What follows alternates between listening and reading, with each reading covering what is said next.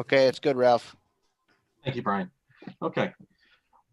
Good evening, everyone. I'd like to call to order our special town hall meeting for Monday, November 16th, 2020 of the Wall Township Board of Education.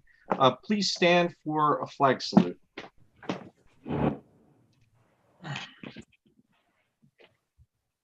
I pledge allegiance to the flag of the United States of America and to the republic for which it stands, one nation, under God, indivisible, with liberty and justice for all.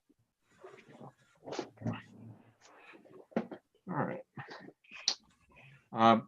So this evening we are having a special guest, Dr. Lynch, who will be presenting his findings to the public. And the way this is going to work, similar to our last town hall, Dr. Lynch is going to do a presentation, and we are going to allocate 45 minutes at the completion of his presentation for questions and answers. So at this time, I'd like to turn it over to Dr. Handerhan. Thank you, Mr. Adonisio. Greetings, Wall Township.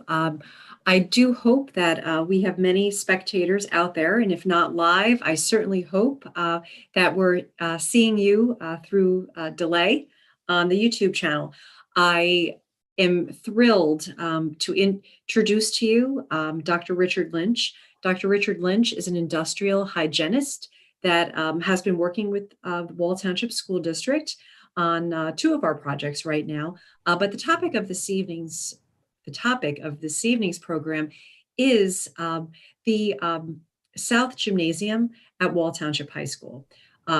Those of you, many of you, if not all of you on tonight are aware that late in the school year last year, the school district tested all of its rubber gym floors, and it was the presence of mercury was detected in the South Gym. It is something that this Board of Education has taken very seriously. It is something that I take very seriously, and we have been providing updates throughout the summer. I have received some questions regarding, why were we testing our gym floors? Last February, the New Jersey Department of Education issued guidelines that it was recommended that if you had a rubberized floor, and even if you had them installed in the 2000s, that it is advised that they be tested. That is what the school district did, and the results were surprising, and we are very excited to have received the report from Dr. Lynch after his extensive testing. And I'm even more excited that he's here this evening to explain to our community exactly what type of testing occurred, what his findings are, and really what his recommendations are. So Dr. Lynch, at this point, it would be my pleasure to turn this on for you. I would like to also introduce Mr. Dennis McKeever. He's labeled as Anthony Scarillo tonight, but he is not Anthony Scarillo. He works side by side with our other board attorney, Mr. Anthony Scarillo. So without any further ado, Dr. Lynch, welcome. And thank you again, a heartfelt thank you for coming out tonight during such a busy time of year. So I'm turning it over to you. Thank you. Thank you, Dr. Handerhan. Thank you, Wall Township Board of Ed, and it's an honor to help you through this and to serve in this capacity. What I think I'd like to do is just take a few minutes and sort of review what we've done and sort of what my understandings are about the history on the floor. And I think it might be easiest just for me to go through the report that I've sent to you. I think that would be easier. So I'm going to share my screen here and just kind of use that to kind of walk through the major findings. Are you able to see that? Are you able to see that? Yes, we are. Yes. Okay. All right, great. So by now, lots of folks know that there's been sort of an understanding in recent years that some of the floors that were installed that have this sort of rubberized membrane designed to make it so that when people fall or fall onto the floors, that they're less likely to injure knees and things.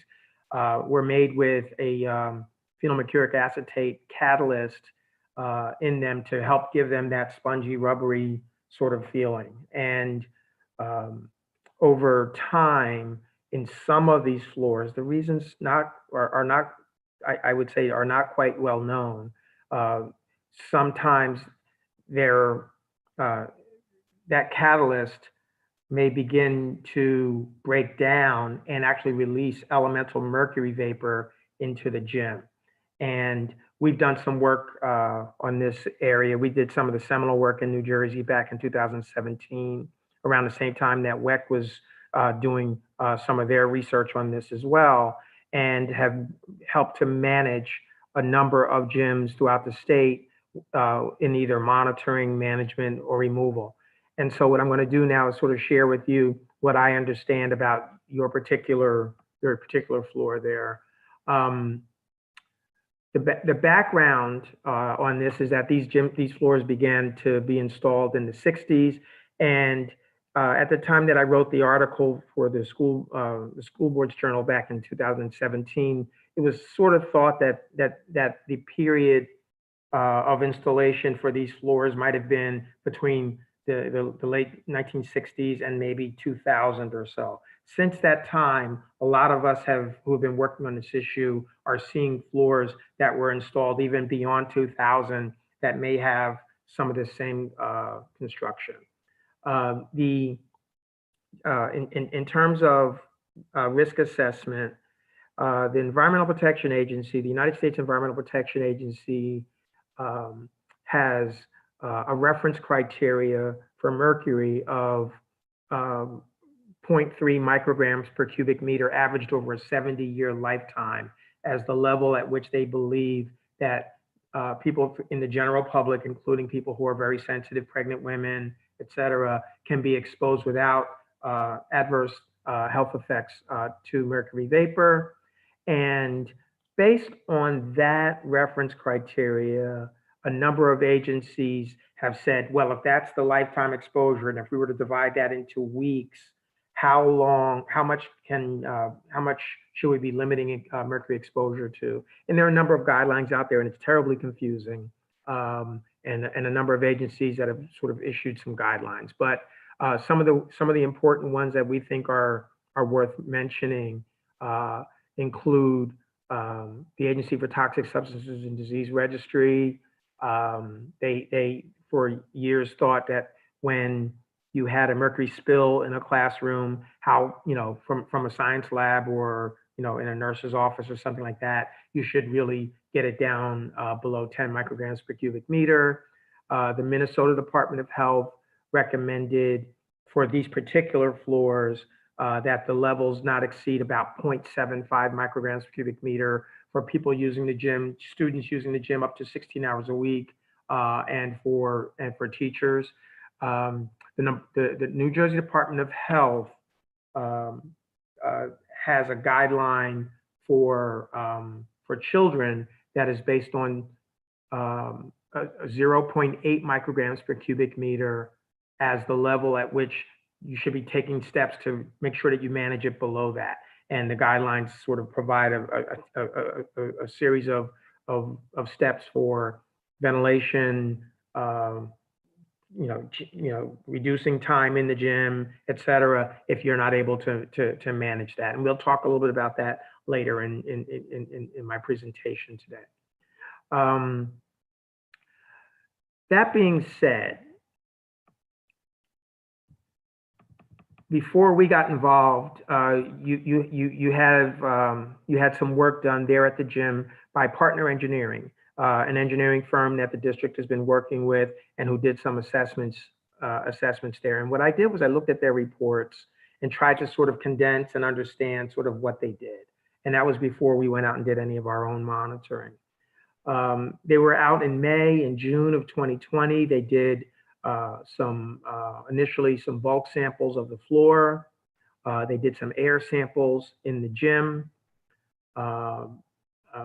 They found initially they found very low levels of mercury in the bulk samples, but when they came back out later and collected some more samples, they found levels that were higher, as much as about 78 parts per million.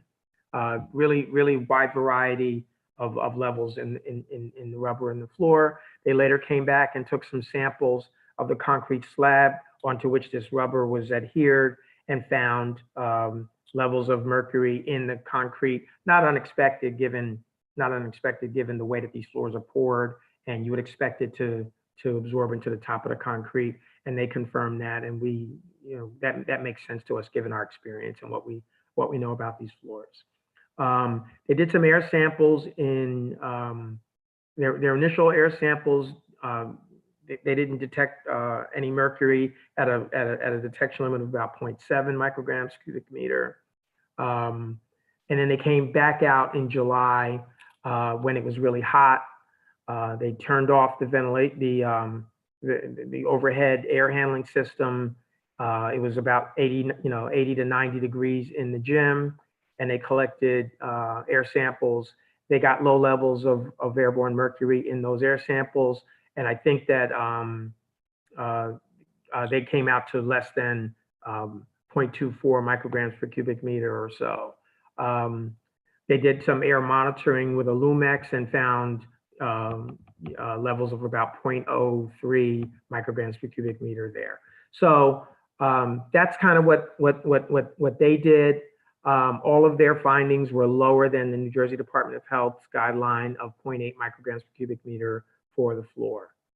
And they recommended that the gym continue to be used, that the district plan quarterly seasonal air sampling for mercury, maintain room temperatures that were consistent with the conditions of sampling, and arrange additional sampling if conditions change. So that's sort of the background. So if I step back from that, my impression of that was that the initial bulk samples confirmed the presence of mercury in the floor, but the air levels were low. So we wanted to kind of get a sense of whether or not that made sense to us, and whether or not we found similar findings. We accepted the bulk sample results that there is mercury in the floor. And we did work at the school between September 18th and September 29th. So what did we do? We did an initial walkthrough inspection to kind of understand how it was laid out, configuration, heating and ventilating equipment, proximity to classrooms, et cetera. We did some initial spot air monitoring for mercury throughout the gym and the surrounding hallways. And what we tried to do was to, in some ways, duplicate at least some of the major sampling locations that partner did.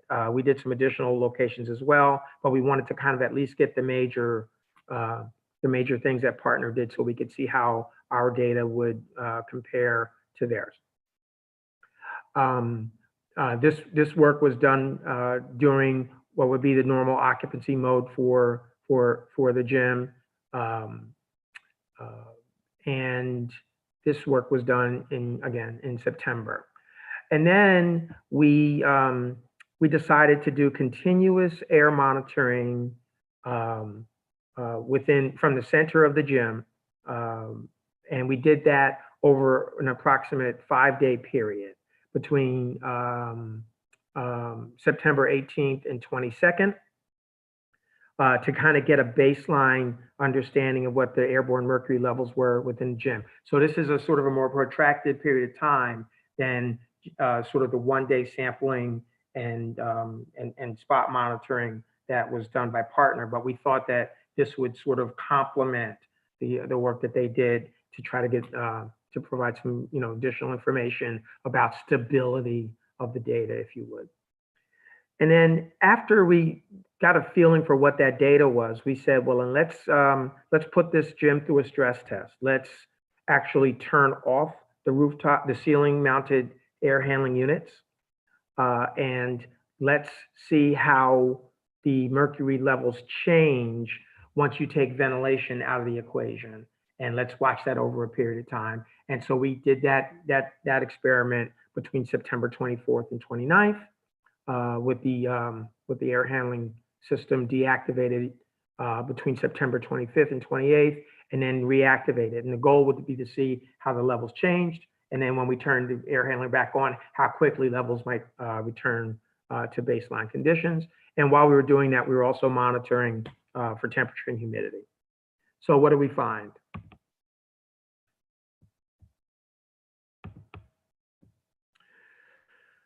The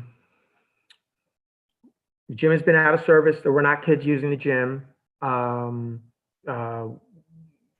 are 6 overhead heating and ventilating units that are mounted up at the ceiling, as well as some exhaust fans. Those exhaust fans were not running, but the gym was being tempered with the overhead heating units there. So that was happening during the monitoring period. We measured levels outdoors, and they were what we expect. We typically see about 0.0 to 0.03 micrograms per cubic meter outdoors. That's not uncommon. We found the same thing there. We did spot checks for mercury within the gym, at the center, at all of the corners, and we even did the surrounding hallways. And they, ranged in the normal range, the way that we sort of normally would expect to see that 0.0 to about 0.08, all below the health department guideline of 0.8. So that was those baseline levels were normal, and temperature in the gym at the time was 74 to 76 degrees. And we measured the hallways; they were normal as well. And we have and I'll share with you what those data look like at the end of the report, but I don't want to sort of do too much scrolling here. So once we did that, we moved to our continuous air monitoring in the center of the gym that I described to you, and our range kind of looked like this. So what I've done in this table, what we've done here is we've gone from the 18th to the 22nd. So this is about 4 days worth of data. And what you can see is that the range was ranged between 0.0 to 0.1 micrograms per cubic meter, and the average over that 4-day monitoring period was 0.02. And you can see that along this blue line here as I'm scrolling across here. And you can see this is one data point every 5 minutes over that 4-day period. And what you're seeing is not only what the average is, but the variance in the data. And you can see it's pretty tight. There's not wide swings here. It's pretty tight. And while we were doing that, we were also measuring temperature and humidity, as you can see over the same period. And the average temperature was about 71 degrees, and humidity was about 32 to 54%. And there were some rainy days, I think, in there, and that was part of it. So if you didn't go any further, if you stopped right here,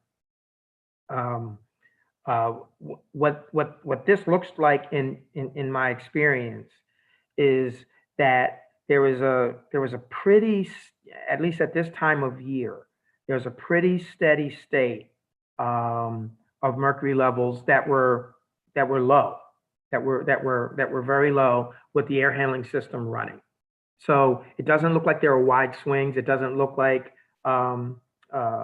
it's sort of a runaway train. It looked very stable over the 4 days. And I think that this complements the data that Partner Engineering has already shared because it lines up pretty closely with what they found in their air monitoring data. So then we decided, all right, well, since we sort of know where the baseline is, let's shut this air handler off and see if you stop ventilating the gym, would these levels increase dramatically? And our hypothesis is, well, if you take ventilation out of the equation, the levels should increase substantially. If in fact you have a high generation rate. If you have a low generation rate, it would not change very much. So the average during the 60 hours or so of ventilation deactivated within the South Gym between these dates was the same as it was when the ventilation was running, around 0.02, with the same range. Again, well below the Department of Health guideline of 0.8. And just to kind of give you a graphical understanding of what that looks like, this is before we turned off the ventilation. Anything under this red box is while the ventilation was off. And then we reactivated the ventilation system here, and we monitored through that whole period. And what you can see is that it's pretty stable through that whole period. Pretty stable through that whole period. You can see how the temperature and the humidity changed particularly the humidity as we deactivated the ventilation system. But the mercury levels were about the same as they were when the ventilation wasn't working. So we've looked at a lot of gyms.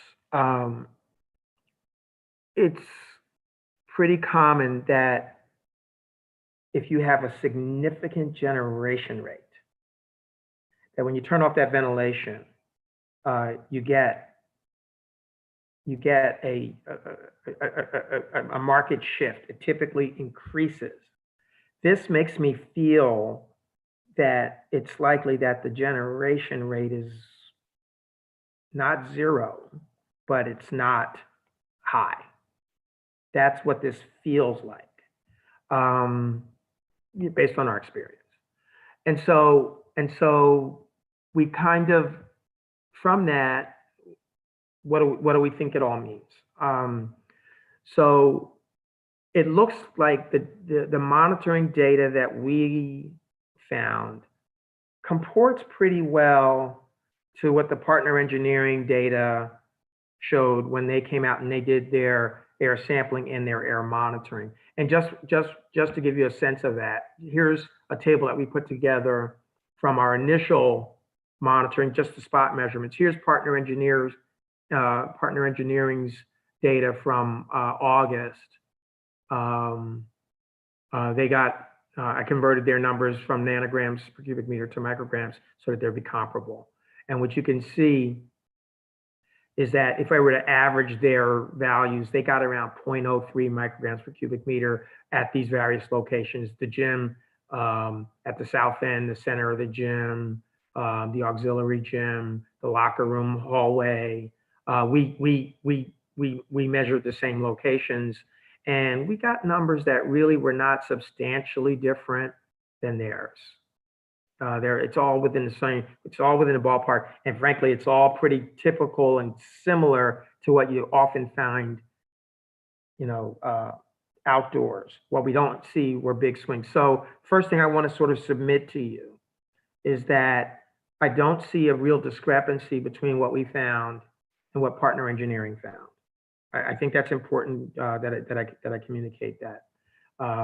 We think that what we did was maybe a little bit, we think it complemented it, but there was not a discrepancy. So that being said, what do we sort of think this means?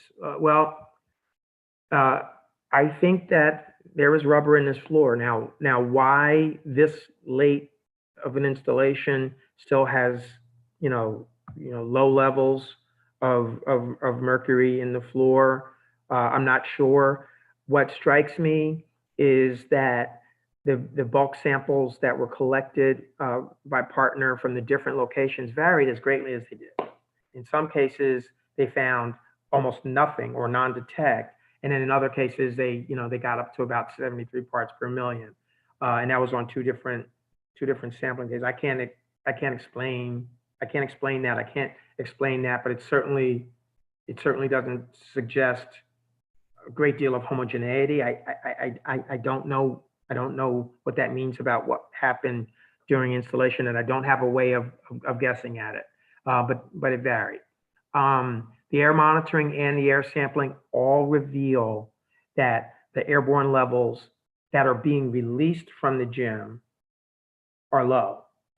And at least during our September sort of 75-degree outdoor temperature, 75-degree indoor temperature, the levels were not anywhere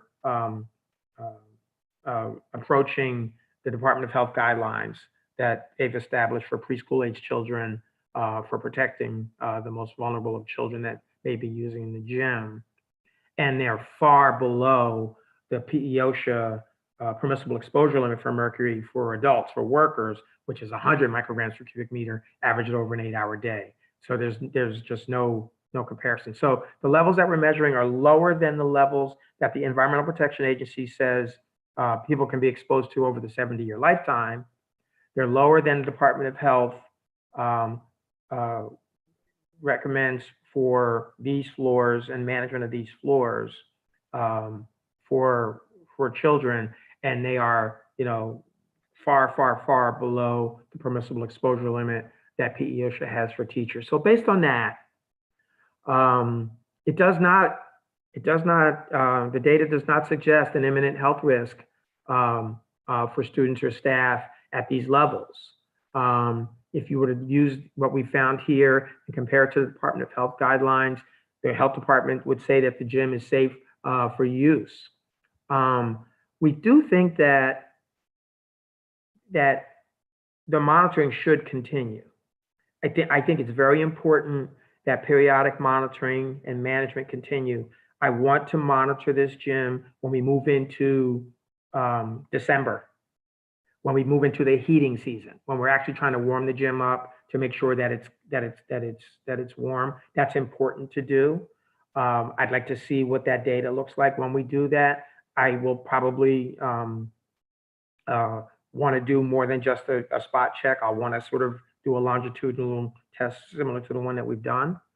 I think that's important to do. And then, it should be done certainly in the spring. It should be done in the summer. I don't know. I can't project what we're going to find there at this point. I do think it's important to remain vigilant, and let's make sure that we have a really good understanding of what's going on here.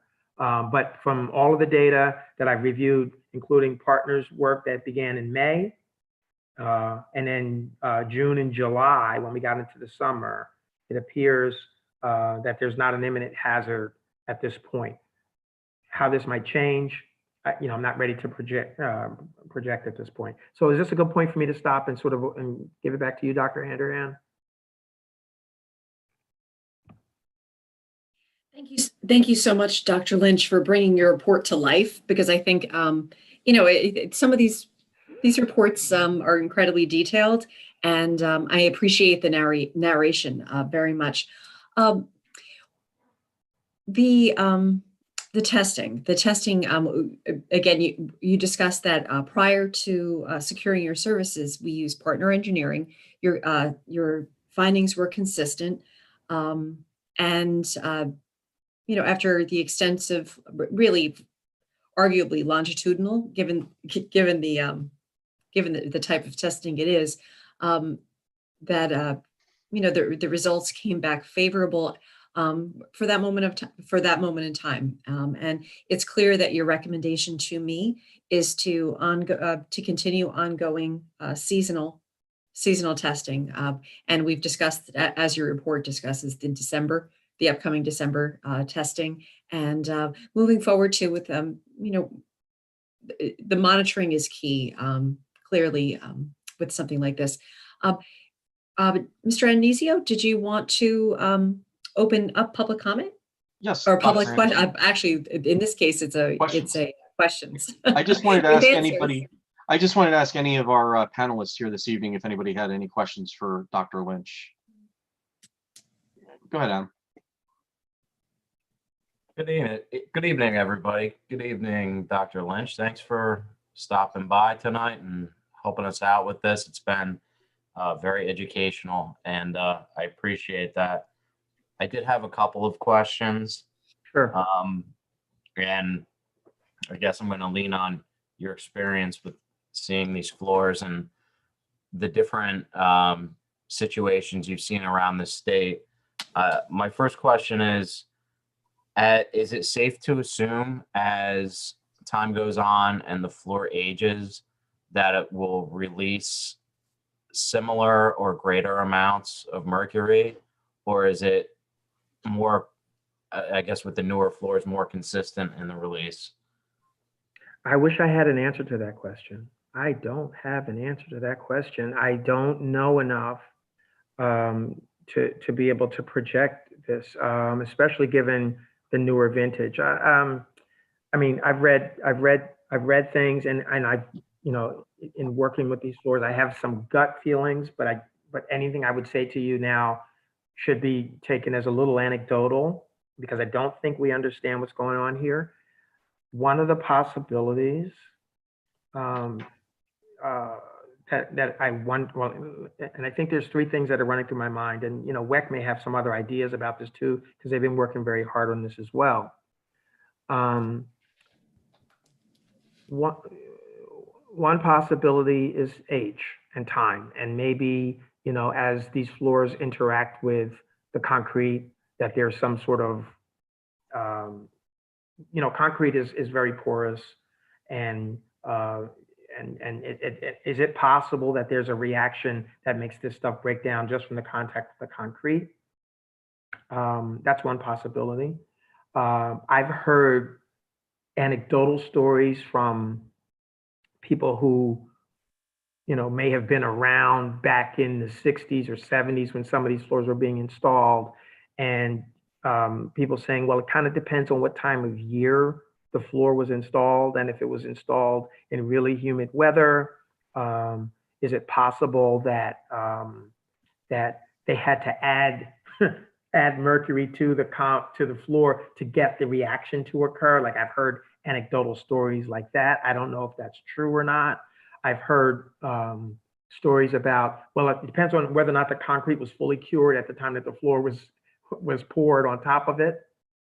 And even some of the papers that I've read, you know, maybe suggest that, you know, normal soil-borne bacteria may be part of what's causing the breakdown. So if you take those four ideas, right,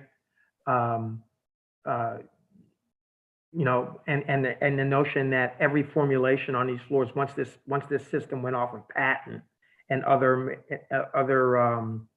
installers, you know, did what they did when it came off of patent, there's just too many unknowns. I wish I had an answer on that. Might this be stable for 20 years or 10 years or 5 years or 50 years? I just don't know. But I think that in the short run, the only answer is we need to monitor it until we see some sort of change. But what I can tell you, I feel like I'm talking too much. What I can tell you is that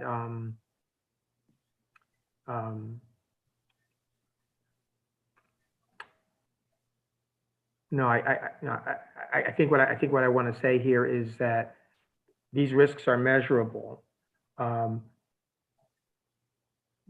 know, the risks that are associated with the removal also have to be managed, and there are things that we can talk about there if that's where you were going with the question. Well, yeah, it's actually a good segue into my next question, which is there anything we can do better to maintain it in its current state to prevent it from breaking down or releasing, you know, the little mercury that it is? Well, there are management things that you can do, and ultimately you can pull it out. But one of the things that we've seen in other districts, and I think that, you know, frankly, your district, this gym may be a good candidate for this. It's going to be important that we monitor this really closely this summer. I am going to want to really get a very close look at how this gym behaves over the course of the summer, not this one-day test, right? But in the heat of the summer. But let's say that in the summer, we do see levels increasing. What we've seen in other districts is that the addition, you know, the addition of air conditioning, because these are highly dependent on temperature. The release, where we find that it's being released in significant amounts, we find that temperature really, really matters. And if you were to ever install air conditioning into that gym, at any level, you'd be reducing the amount of vaporization. So that's, you know, I don't know what that expense would look like on your part, but that, making sure that you're ventilating it well, regular non-abrasive cleaning of the floor so that you don't let the dust that might accumulate on the floor, you know, from use and non-cleaning and accumulation under bleachers and that kind of thing. The dust serves as a surface for condensation and evaporation. So if you're removing the dust regularly through non-abrasive cleaning, that also manages levels. Again, these levels that we're measuring here are so low, they're near background, but the strategies that I'm talking about still apply. And that's one thing that we can absolutely do. I mean, we can certainly work with the district to put a good preventative maintenance program, an inspection program in place, a documentation program. All of those things can be done. But air conditioning is a real valuable management tool, especially since in your gym you don't have it. Thank you, Dr. Lynch. Thank you. Any other members on the panel have a question for Dr. Lynch? Russell?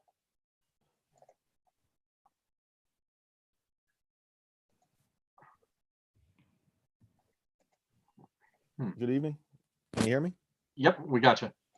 Good evening, Doctor. Provided in the near-term future, the decision is made to pull out, or legally we have an option to pull out the floor and put something new in.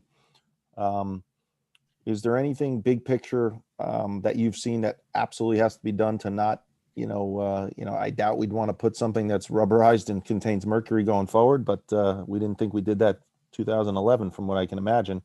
Is there anything we need to be aware of on the pull out and install of something new? Oh yeah, we have a lot of experience with the pullouts on these things, and I have strong feelings about the pullout. If you elect to pull it out, and especially given that partner has taken core samples of the concrete and found that in the upper 2 inches of the concrete you've got, detectable mercury. My experience is that when you skim the rubberized floor off of the concrete, we've seen mercury levels 100 times higher when it's removed from the surface of the concrete, because it's poured as a liquid, and it absolutely gets absorbed into the porosity of the concrete. And we've been involved in removals where no matter how far down we've tried to scarify to get below that level, we ended up generating airborne mercury levels in the containment that were literally 100 times higher than they were when the floor was in place. And at some point, because of timing, because of uncertainty of managing the risk, I've made the call to yank the concrete. And so I think that if you make a decision to remove it, the district should be prepared to go all in and budget for the potential that you're all in. Now, we've seen it go both ways, but you have to be prepared for that contingency and not be surprised, and then build the specs so that there's not a big delay that gets you trapped in a quagmire in that situation. So if you're going to pull it, be prepared to pull the concrete, which means the aggregate that's under the concrete is now getting ground up and actually sort of getting mixed in with some soil. So we'll pull the concrete, the aggregate, and probably the upper 2 inches of soil, because you just got to do that because of the equipment that's being used to do that job. Be prepared for that if you decide to yank it. So following that good news, is there, again, I'm just trying to project for what might be ahead of us. There's no decisions being made here, and I know you're not a lawyer. Is there a way to find out through your study where obviously the legal fight would be pretty hardy on the other side?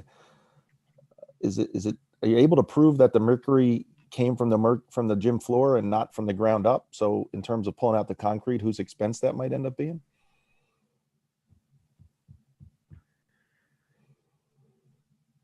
The question you're asking is, would we, beyond the demolition and the removal process, would we need to collect the kinds of samples that could be used as evidence to determine whether or not the soil that was beneath the concrete may have been a contributor to the mercury levels as opposed to the concrete or the floor? What I would say to that is, if that were a question, there are ways of getting that answer and getting that documentation. And I would work with your board attorneys to make sure that we collect samples in ways that do that documentation. But that is a legal matter, and that is a different problem than the one we're talking about now. But certainly, if that becomes an issue, we would have to work with that with Mr. McKeever's office and others if necessary. Thank you. Do you want me, Russell, to weigh in on that a little bit right now or no? Sure. I mean, I guess the other part of the question, Dennis, was, I mean, do we think if concrete has to come out, do we have a legal stand to help fund that piece of it? Or is that going to be on us, I guess, is my question. Well, there's really a twofold approach. One is, seeing if your property and casualty insurance would provide any kind of insurance for this particular loss, the removal of the floor and the expense associated with it. The other component to it is investigating whether or not the manufacturer of the material and the installer of the material properly warned the consumer that the material that's being installed contains mercury, and that mercury, when it does evaporate and make its way into the environment, is harmful. To this point, I haven't conducted that study. However, I have looked at this in another district that both myself and Dr. Lynch are involved in. And it's, in that particular case, it didn't fall under a certain set of parameters where bringing a case against a manufacturer that now has long since been out of business would get us a return on investment in terms of the legal fees. I am aware of another district that is investigating this and in fact pursuing it with great zeal in south of you, and that they are pursuing it, and the attorney who's involved in that case is an attorney that I do deal with. So to the extent the board wants to investigate that at some depth, I will be involved in speaking with that Board of Education, the manufacturers involved, and seeing if there can be or a possibility of return, because the removal that I think Dr. Lynch is talking about, he says budget for, the full removal of all material. What he's saying is budget for removing several feet below the surface of the gym. And that could be quite costly. So, we will definitely take a look at that if that is the board's desire.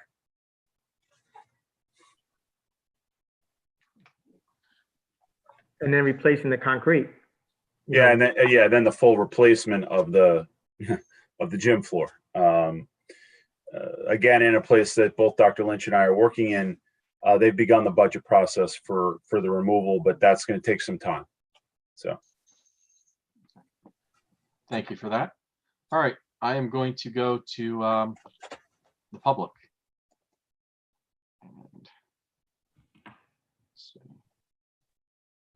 Hi, Mr. Adnizo, can you hear me?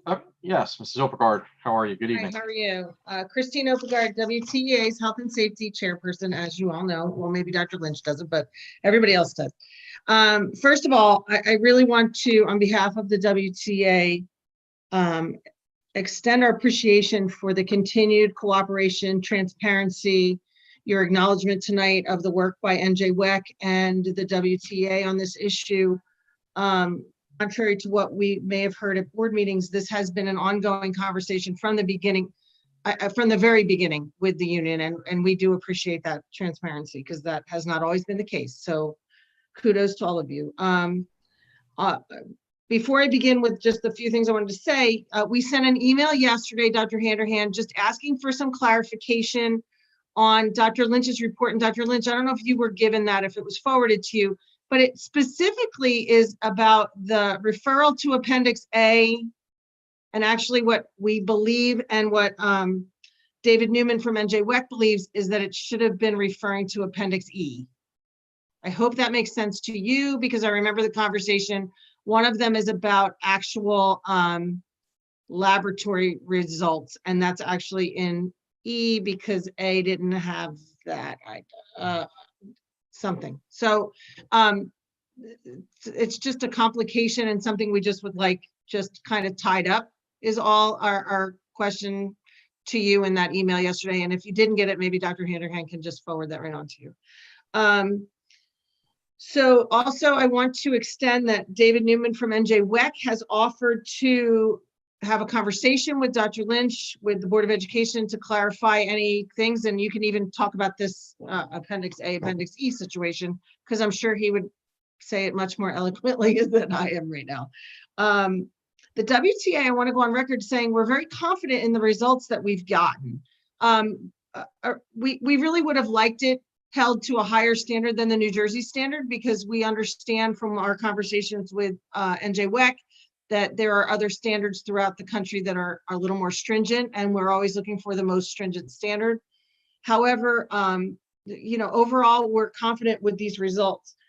But I agree with Dr. Lynch that we have to do ongoing testing throughout the year and further if we needed to. And I'd like to request a schedule of when that's going to take place. And you've been very good at giving us those reports as soon as you get them. So if we can continue that dialogue, that'd be great. I'm happy to hear conversation about removal of that floor. I think ultimately that is, I don't think anybody's disagreeing. That is the best case scenario, is get it out of there. I feel like anything that's bad, let's get it out of there. I understand from many years experience on a Board of Education that becomes a budget issue and a huge capital issue. And I hope that you can get some of it covered or all of it covered by a legal means. And I guess we just want to know, if you could tell us or not what the plan is. Is that something you're looking to put into this coming budget, or is that something you're going to look through litigation to solve? And just a last point, which might be a little bone of contention, but it's something I'm going to keep saying. I heard Dr. Lynch say one of the major things we need to stay on top of is cleaning that floor to remove the dust and the debris, which is yet another reason that we need to increase our number of custodians in that building and in all of our buildings, especially in the middle of a pandemic when they're trying to cover everything in every touch area. So I just felt like that needed to be said tonight too. So again, I'd like to, on behalf of Mr. Newman, offer up that information. His contact information was at the end of that email. He said, again, numerous times he'd be happy to speak to whoever. And also, Dr. Handerhan, the WTA would like to share Dr. Newman's memo, so to speak, to us. We don't have official reports from him. We have the partner reports, and then he would analyze them and give us a memo, and then we would, he and I and other members of the union would have conversations about that. If that's something that you'd like to share on your website or something to that effect, it's really nice to see those partner reports on that website. And if you want to just add to the, again, another expert looking at it. I heard Dr. Lynch acknowledge NJWEC, as we didn't get somebody, off a street corner. We have we have somebody who is knowledgeable in this area as Dr. Lynch was too. So that's all I have. Thank you. Thank you, Mrs. Opegard. So just a couple things. One, we will get you a schedule, an approximate schedule, because we plan on doing it as the season changes. I believe, is that correct, Dr. Lynch? That was kind of the idea? Yes, certainly as the seasons change. But if I think I'm seeing things, I'm gonna suggest that we go more frequently. But I'll let you know that. But at a minimum, I want to do it in December, probably right after, sometime after Thanksgiving, between that and the first half of the month. And then we'll figure out a schedule going forward. Okay, absolutely. And then as for the budget issue, I honestly probably would say I don't know if it necessarily would be a serious conversation we'd be able to have this year with the budget, just because of all the additional COVID expenses and us as a board looking into the need for additional custodians and additional nurses. And as many people are aware, we are running essentially two schools. We're running a virtual school that we hired teachers for and our regular in school. So it's been a very challenging year budget wise, and certainly something that we're going to look into, and with Dr. Lynch's help, we're going to continue to monitor it, and at the appropriate time, hopefully be able to take action on it. Russell, did you have something? Yes, I'm following up a little bit on what you just said, Ralph, to Ms. Opegard. In terms of the budget, this is all, started through the Finance and Facilities Committee. We'll continue to work through the committee to the full board in terms of how we approach it. And as Dr. Lynch continues to provide feedback, it considerably could bump up to this year if we feel it's necessary, but we'll continue to look at it. But it will be, to Ralph's point, extremely difficult. In terms of the maintenance, I just want, Chrissy and the WTA to know, we've discussed it at least 3 times since the request at the last meeting.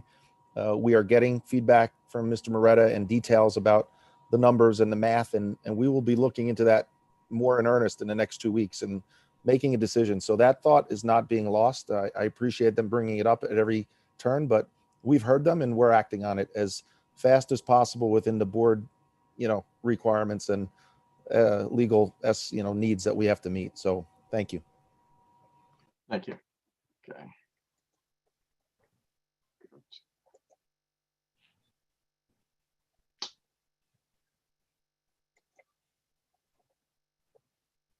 Hi. I'm on 2 devices here. Ralph, can you do it on the other one? Yeah. All right. Yes. Hold on 1 second.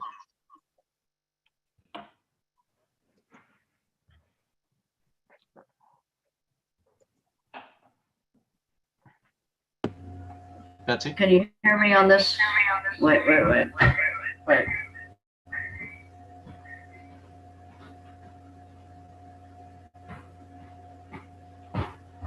Can you hear me on this computer?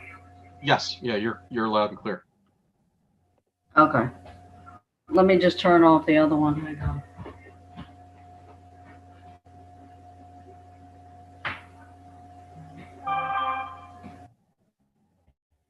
I'm on a device I'm not normally on, so I wasn't sure if it was going to work. My name is Betsy Cross. I live in Wall Township. I'm just wondering, Dr. Lynch, could you go over those other schools that you have done this type of analysis for? I can give you a few. Yeah.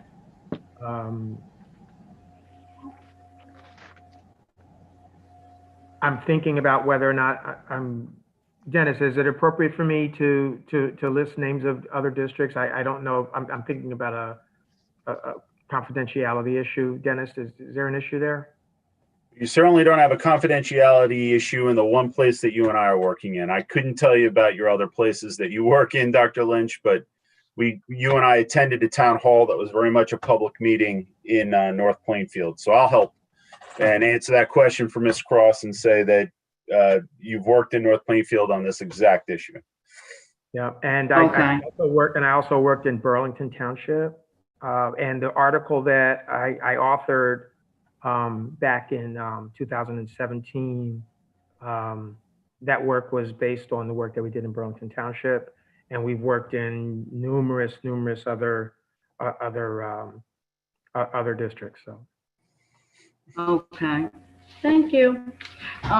Just wondering too, who was the manufacturer of the gym floor? Boy, that's a good question. So originally, these floors were initially, the patent was from 3M. And then 3M. And then what year was the mercury floor installed? 2011 was the date of installation of the south gym. Right. So what I don't understand is if mercury was not in gym floors after around 2000, how did Wall buy a gym floor with mercury in 2011? Well, Dr. Lynch? the first part of your statement is not necessarily knowable. Mercury is ubiquitously used in all kinds of products. I mean, I got to tell you, the scariest thing that I've ever seen in this context is that there was a district that we worked in, and I guess this was an older district, and they had, I don't know the right word for this room, but something like a timeout room for people with really special psychological problems. And the padded wall was made out of this. And this was in a very small room with no ventilation. So the use of this technology,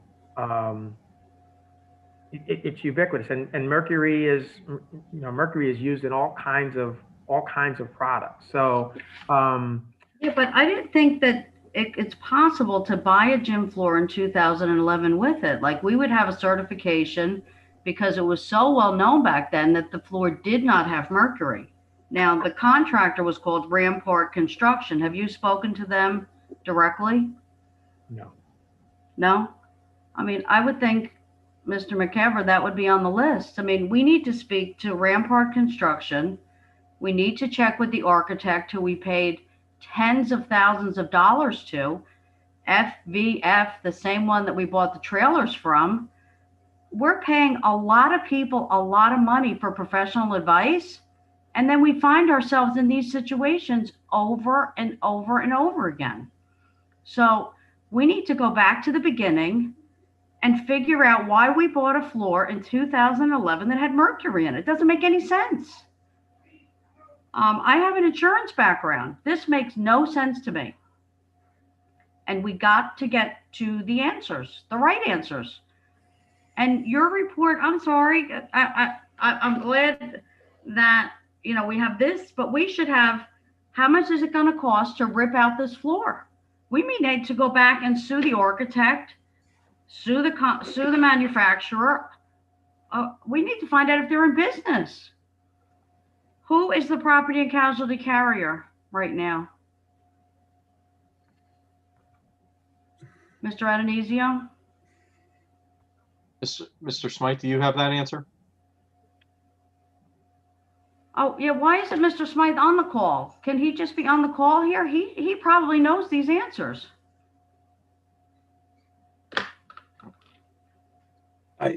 Ms. Cross, I do know that Wall is a part of a cooperative purchasing unit. I couldn't tell you who the carrier is for the district. Maybe Mr. Smythe would know. Well, we're part of the Diploma Joint Insurance Fund, so it would go through them as the first carrier. Right. And have you contacted them? Because I thought Dr. Cram said that back in the June meeting. You'd been in contact with the insurance carrier. Have you been in contact, Mr. Smythe? Yes, we have. And what have they said so far? Have they asked you for documents?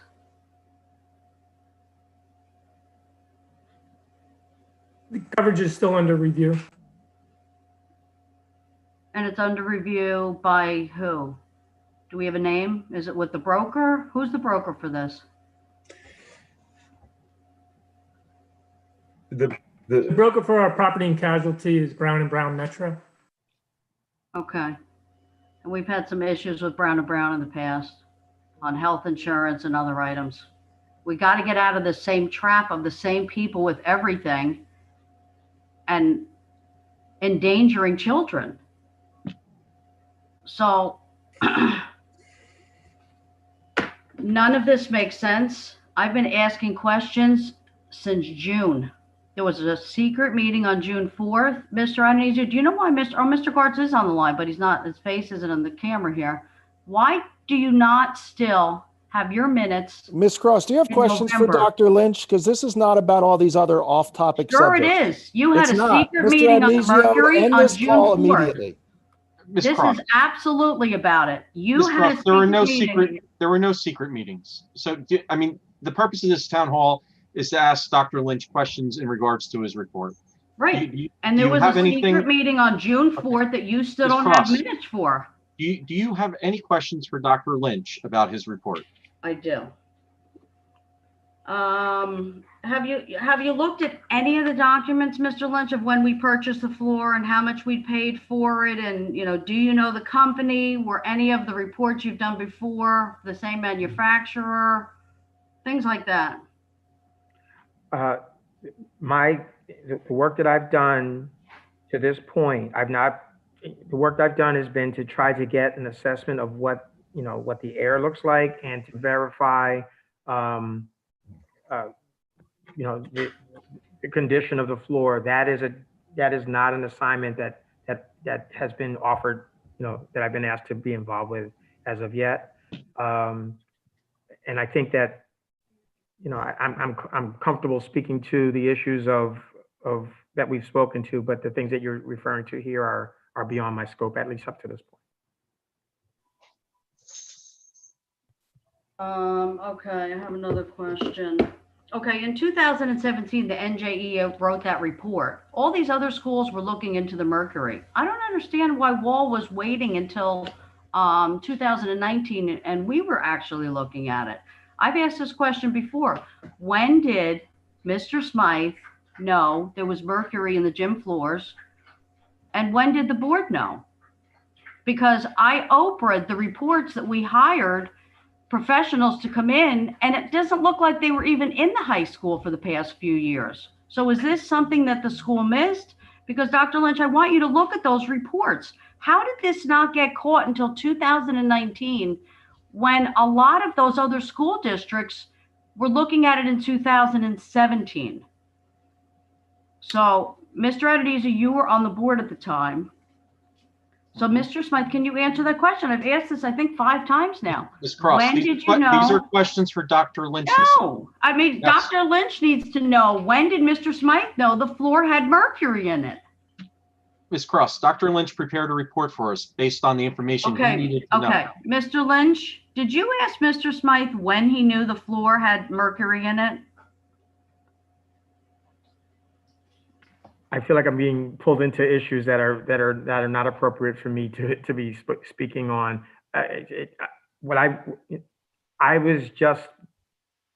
You know what I've done here. I'm just not positioned to. These are all issues that may need to be dealt with, but I'm not appropriately positioned at this point to get into the background on this. There may come a time when I get more information there, but for now, it is about, sort of trying to figure out what we've talked about. I know, but any insurance carrier wants these answers. Ms. Cross, Dr. Lynch is not involved with the insurance. Right now, we are just Right. talking about his Yes, findings. the in board report. is and the taxpayers are. Right. Can Mr. Ms. Lynch Cross, estimate how much it would cost to That's not what pull this out meeting the is about floor? this evening, Ms. Cross. All right, can Mr. Lynch estimate how much it would cost to remove the floor? I'm having That's- Karen's That's text not, me. Ms. Cross, I- that's not Dr. Lynch's job. Dr. Lynch, So who would wrote a report. who would we ask that question to? Because we should know that by now. It's November. well, maybe we shouldn't know that by now, and that's something we're going to have to discuss with our attorney, what our options are. And we're not going to discuss legal action or anything like that, because that's a board decision. So do you have any additional questions for Dr. Lynch this evening in regards to his report? I'm looking at my notes. To address the one comment with regard to the identification of mercury in the floor, Partner Engineering provided a report on May 28th after they took their bulk samples and had them tested. And that's when the Board of Education, the district was advised that there was mercury in the gym floor. So May Mr. Smythe. 28th is the first day you knew, Mr. Smythe? That was my question. I would like to add that in February 2020, this past February, the New Jersey Department of Education provided, they released guidelines, And the testing was in response to the guidelines, and the guidelines were recommending that if you did have rubber floors, that it would be in your best interest to do the testing. The testing was set up. And I know, I guess my question is, in 2011, when we bought this floor and we hired an architect, did we know the floor had mercury in it? Mr. Habel was the superintendent. Mr. Smythe was the business administrator. So, I mean, he should know these answers. He met with the architect. And Ms. Cross, this isn't the venue for that discussion. It is not. The Board of Education will be reviewing this matter in detail. Who knew what, when? Was there a failure to warn? The insurance involvement. This is just about having questions answered by Dr. Lynch regarding the four corners of his report, which was designed really just to determine whether or not what the air quality was in that room.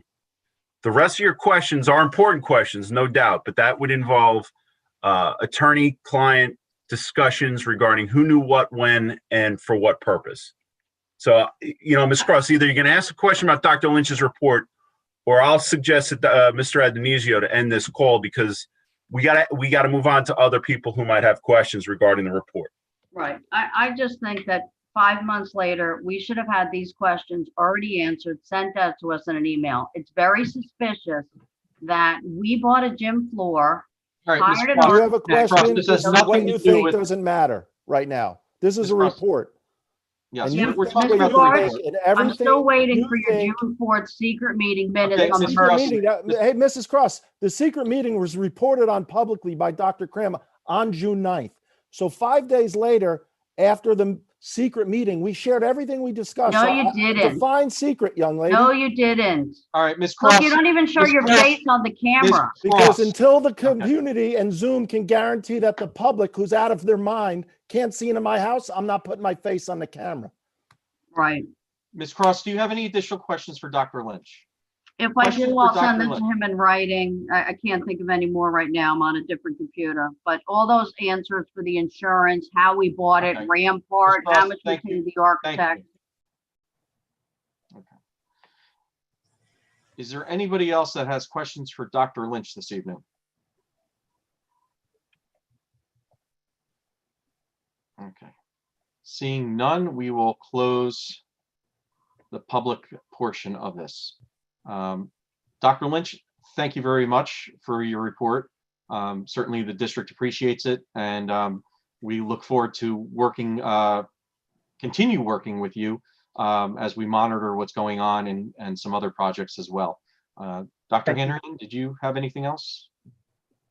No, I just wanted to thank the panel. I wanted to thank Dr. Lynch and, of course, the viewers. I do hope that we will have some more viewers in at their viewing pleasure for time. And this is something that I just want to reiterate. The Board of Education is incredibly committed to the monitoring process. This is something that we will be continually reporting out on, and the safety of our students and our staff and our community is paramount. And that just can't be understated. So I thank you for all that participated. Mr. Adonisio, thank you also for moderating, and thank you for coming out tonight. Thank you, Dr. Lynch. All right. Good night. Good night, everyone. Good night.